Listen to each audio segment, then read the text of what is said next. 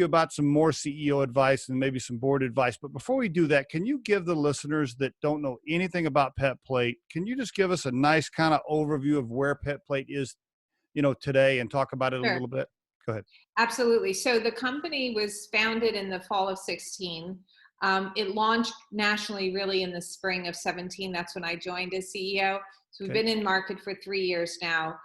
We've grown our customer base really nicely. We have probably well over 10,000 customers at this point. Nice. We Nice. do distribute nationally, so into every state in the contiguous U.S. Hmm. We're a Series A stage company, so that means we raised a Series A round of funding in January. I saw Uh, that. Congratulations. Thank you. Yeah, so we raised 9 million. We had Saw that. previously raised 4 million in a seed, and prior to that, there was about $2 million raised in pre-seed money. So a lot of money's gone into building the business. We now have a team of about 12 people. We are actively Okay. hiring. Okay. We expect to get to 20 people by the end of the year. I think we have about 5 to 7 job specs right now out there in the world. So we are looking to hire some new people to Okay. grow the business. We were very lucky. Again, to your point about the timing, you'd have to know that this is happening in the world of the pandemic, and the fact that Yep. we were able to close our round of funding January 14th was really just a blessing, because Whew. it would have been very difficult and not impossible, but certainly what I hear, it's of course very difficult to raise money right now. Oh And my we gosh, did yes. attract some really just incredible investors, including the venture capital arm of General Mills, so the large food Mhm. company, and a family office called DF Enterprises. And they're both on our board, and they've been just tremendous, supporting us, pre-COVID and during COVID, and they're just great investors. Interesting dynamics to deal with a family office versus somebody like a General Mills arm, right? Yes. They really like working together. I mean, of course, they kind of interviewed each other, when they were Oh, looking to co-invest in this round, and they felt lots of synergy. I mean, the family office, actually, the family behind the office is actually a large CPG family. I see. So Okay. that probably helped. But even so, I think just in general that it was actually more synergistic, I think, to have two different types of investors versus two Interesting. identical or very similar type that would maybe be butting heads. This, kind of works out well. It's a pretty good, I'd say diverse group. Great experience for you to have been the person on the other side investing and dissecting and asking a bunch of questions to the founder and the people there. And now all of a sudden Yes, you're on the other side of the table, pitching, asking for cash, yes, and they're asking you a bunch of questions. that's right. That's right. Tables turned. That's for sure. For sure. You mentioned hiring and stuff. Let me ask you this, because at Riderflex, as you probably already know, our regular job is a recruiting firm, and we focus a Yeah. lot on culture. I'm guessing you're establishing your culture now, with 12 people, and you're hiring more. What do you what is it you're looking to build from a company culture perspective, and how do you make sure you sustain that as you start to hire new people?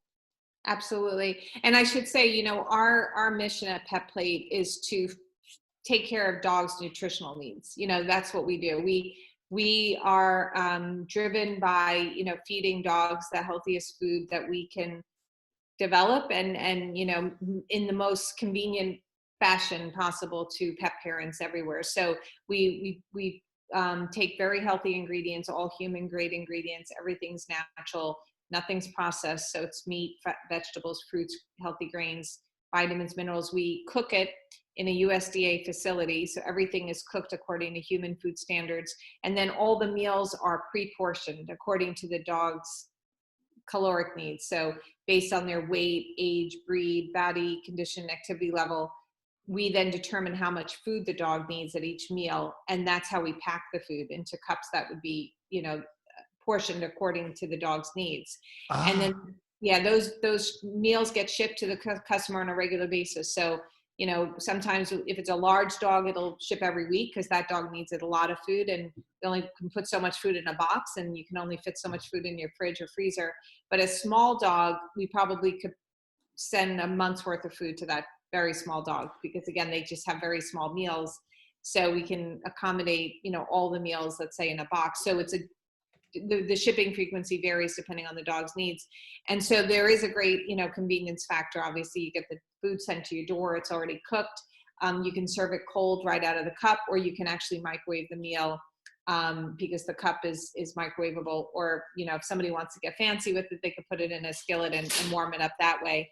But dogs love the food. It's, extremely delicious. It's nutritious. Dogs see benefits, very, very quickly. And so, it's been a joy to feed dogs, especially during a pandemic like the one we're experiencing, where, people are so concerned about their health and their welfare and their safety. And so we're really in a great position to be able to continue to, kind of fulfill our mission. Is your business up? Is your business up because people couldn't go to the store? Sorry? Is your business up because people couldn't go to the store? Are you up in sales because people had to order more online? Oh, definitely. Yeah. No, we have a not only an essential product that's in demand, but we are able to deliver it direct to the home. So there's no barriers, in that sense. And so our business has definitely grown. It would have grown anyway because we were investing more in the business this quarter, after the raise, but in the first quarter and now in the second quarter. But I would say we've seen a heightened demand for the product and the service. So one of the things that we're, really, very conscious of at Pet Plate is just the health and well-being of our dogs, and the peace of mind that we can deliver to our the pet parents that we serve. And that's really something that kind of basically is part of our DNA, and it's very much guiding our corporate culture, and that we're really a mission-driven brand that we come to work to do one thing, make dogs healthy and happy and make life easier for the pet parent. And that's very much the culture that we've created in the company, is one of service and being there for our customers, and our customers are dogs and people, and so it's a very service oriented culture, and a very collaborative one, really working as a team and as a unit, as opposed to kind of individually working in silos, because we know that's not in the best interest of the consumer. So if you're not health conscious, if you're not conscious about what you're eating or putting in your body, and you're not an animal lover or an animal pet owner, you're probably not going to work there. Exactly. People, really have to love pets to really, kind of want to work, with us. And fortunately, there's so many, dog lovers in the U.S. Oh, there is no shortage. And what about this? Can you really define fresh cooked? I mean, what does that really mean? When I saw that in your marketing, right? And I'm like, okay, fresh cooked. I'm trying to. Does that mean like there's a chef like making this stuff in a bowl and a pan, and then it's going into a package for me, the consumer? What does that really look like, if you don't mind? Sure. Yeah. I mean, we start with all USDA meats, vegetables, healthy grains, human grade vitamins and minerals, and everything goes into a kettle and is slow cooked in a kettle. And that's the big distinction from mass pet food, which is using what is often referred to in the industry as byproduct and meat meals and fillers. And so these are parts of the animal that are not fit for human consumption. What generally happens is it gets ground up, and then it gets extruded and cooked at a high temperature, so that it can be preserved for really years. So if you think about kibble, why it's able to sit in a cupboard or on a shelf for years, it's because it's been cooked to such a high temperature. It's really been burnt, and that's why it can live outside in ambient temp for years. And the ingredients that go in are really, really inexpensive, because they're literally the parts of the animal that don't make it into the human food chain, or even worse, it's animals that were too sick to be consumed by humans. So it's a really kind of an ugly story. And so what we do at Pet Plate, which is completely different, is literally take the same types of cuts of meat and parts of the different meat, whether it's chicken, beef, lamb, turkey. We take the same cuts that would be appropriate for human consumption, and all the same type of fruits and vegetables that humans love. So, butternut squash and sweet potatoes and apple and broccoli, and we then include the vitamins and minerals that balance the meal for a dog's diet, so that the dog is getting the full nutritional, you know, we meet all of the nutritional requirements of a dog, which wouldn't necessarily come if you were just to say to home cook for your dog. The likelihood of you being able to balance the meal for a dog is very low, like, I because it see. doesn't really, you won't get all those nutrients that a dog needs through human food alone. You really have to supplement it with the additional vitamins and minerals that a dog requires. And so again, we use a human grade vitamin and mineral supplement, same type of vitamin and minerals that you and I might eat. But we obviously compound it and mix it, in the right proportion for a dog. And then everything, as I said, gets mixed in a kettle and slow cooked for, a certain amount of time, Okay. but at a high enough temperature to make sure that all of the pathogens and bacteria get kind of, burnt off, but not so high that it also takes away all the nutrient value. So it's a slow cook process. And then what results from that is a really lovely, like, one pot dish for dogs, that Yeah. has all the different, ingredients in there, and everything that gets filled into these plastic containers. And it's a hot fill process. So it means it goes in hot, Oh, it and then does. a plastic seal that gets applied immediately. And by doing that, you really pretty much eliminating any sort of contamination that could occur, because the heat is what makes it safe. And then, the lid goes on top, and that way, when you're feeding your dog, some of the containers have just one meal, but in the case of some size dogs, a container might contain 2 or 3 meals. Hmm. And what that means is, if you feed your dog in the morning and again at night, you'll be able to reseal that container with the lid, so throughout the day or overnight, so that the food is not open. And that's a big differentiator from our competitors. All of our competitors, they have a similar, the food kind of is similar in that it's human grade, and it's kind of a similar cook process, but they'll put the food in plastic bags, so that once you open that plastic bag, you can't reseal it, Mm. and you have to Mm. find ways of transferring it to another type of dish. It's a little more complicated. Also, our food, I would just say, is a better quality, in the sense that we use the type of, I mentioned the cuts that humans eat, things like the muscle meat and liver, which liverwurst, sort of, people love that. We do notice that our competitors will use things like gizzard and heart and kidney, things that aren't really palatable to humans, and we think are in fact not that palatable to dogs, and maybe not. So it's a really high quality meal, and it's coming out of a facility that is making human food. So I like see. Pet Oh, Plate's the only pet food made in the facility that makes our food. It's everything else coming out of there is human food, delicious, stews, wow. chilies, Wow. soup, that type of thing. Interesting. Now, okay, now I want to give you a nice compliment here, and then I want to ask two business questions that I thought of, because I'm a pet owner. You sent me some samples, Yep. and Ryder from Riderflex. Ryder is our Yeah. mascot dog. So Ryder's been enjoying it, loves it. And I've been easing him into it, just like you taught me. You sent me Yeah. nice directions and just said, "Hey, let's ease him into it." And he's, Yeah. I mean, first of all, he loves it, no problems. Yeah. My first thought was, he's going to have dietary problems. He's going to, mess in the house or something, because Yeah. his diet's getting messed up. Or it's going to change. None Yeah. of that. None of that happened. Yeah. None of that happened. Didn't get sick. Didn't have any potty Good. problems. Nothing. Good. So, and loves it. So there's my compliment. And by the way, I also loved how it was packaged. It just has such a nice professional feel. Then I put my CEO hat, because before I started Riderflex, I ran a couple of $40 million companies as a CEO. So I put my CEO hat on, and I thought, okay, Yeah. now let me ask for some business questions here. My first question was, man, this packaging is awful fancy. How much does this Right. cost? Right.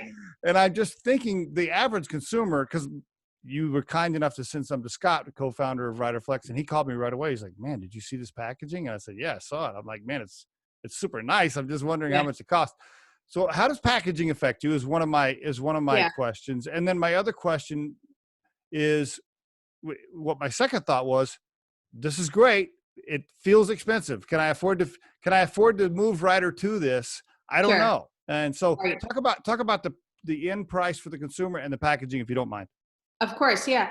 No, look, the packaging, it's one of the major components of our COGS, our cost of goods. I can believe it. I can believe it. But, but the thing is, all packaging costs money. Like, I don't know that the cups that we use are any more expensive than, the various bags and containers that are out there. I mean, what makes it a little more expensive is that it is pre-portioned. So, but the equivalent or the analogy might be like for human yogurt, right? So you can get, we use the same cups actually that a lot of the major yogurt producers, put their yogurt in. So, I mean, it's a little different now because we're all kind of working from home and eating most of our meals at home. But imagine, when you're out there and you're on the go, how many, like if you eat yogurt, you're very likely to consume yogurt in a smaller cup. That's one serving, right? If you're at home, you might have a larger container of yogurt, maybe it's 20 ounces and it has a few servings. But I think, generally speaking, people have gotten, kind of conditioned to expect single serve portions or at least, smaller, like fewer portions per serving or per container.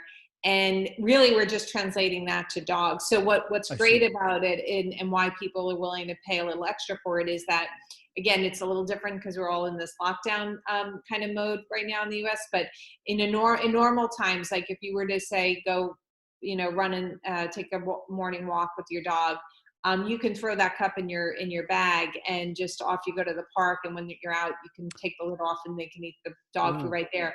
Say you're taking your dog to work, which a lot of people do, and you're going to want to feed your dog at 5 o'clock before you leave the office. That's same good. thing, throw the cup in the bag. So, while you're just going to have to pay a little bit more for that convenience, and it's not so much more than like the bulk containers that we could have gone with.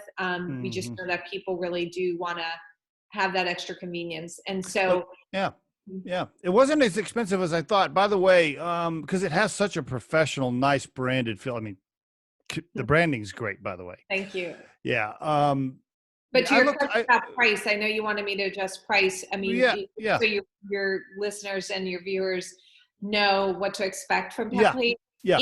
We have two types of plans: a full plan, which is that you transition your dog completely to PetPlate, and that's the only thing that the dog will eat as their primary diet. Then you might introduce, a treat here and there. If in that case, the average price per day is going to be about $6 per day. Okay. So it's about $3 per meal. And that, is going to vary. So if you have a Chihuahua, or a teacup type dog, 5 pounds or less, it's going to be a lot less than that. But like if you have a Great Dane, like $3 a day for a little for a small dog, absolutely, something like $3 a day. If you have a really large dog, a Great Dane, a dog that's a 175-pound dog, you can expect to pay more than $6 a day. But that's true of any food because those dogs can consume up to 2 pounds of food per day. And this is a meat product. It's very heavy on meat because that's what dogs really need. Then we do have another type of plan, which is our topper plan, which is where you top off your existing food or maybe your homemade food with our food. And that's a great option if you are on a budget, or say you don't want to move away from your current food. You can mix it in. About 25% of their diet can be PetPlate, and then you can expect the price to go down accordingly. So, instead of $6 a day on average, if you're on a topper plan, you can expect to pay $2 or $3 a day, depending on the size of the dog. Yeah. Okay, great. So if I'm doing a little mixed deal for Ryder, I'm spending probably $1 or $2 a day, maybe, or something like that. Okay. The Riderflex podcast features entrepreneurs, business executives, and the stories behind how they got there, as well as daily tips on career advice and job interviews. Our show can be heard just about anywhere these days, but you can visit riderflex.com and click on the podcast page to hear all the previous episodes and learn more about the recruiting and consulting services we provide. Contact us at the email address info@riderflex.com or 888-964-5876. Thanks so much for listening, and if you enjoy our show, Please be sure to subscribe to our channel and like the episodes.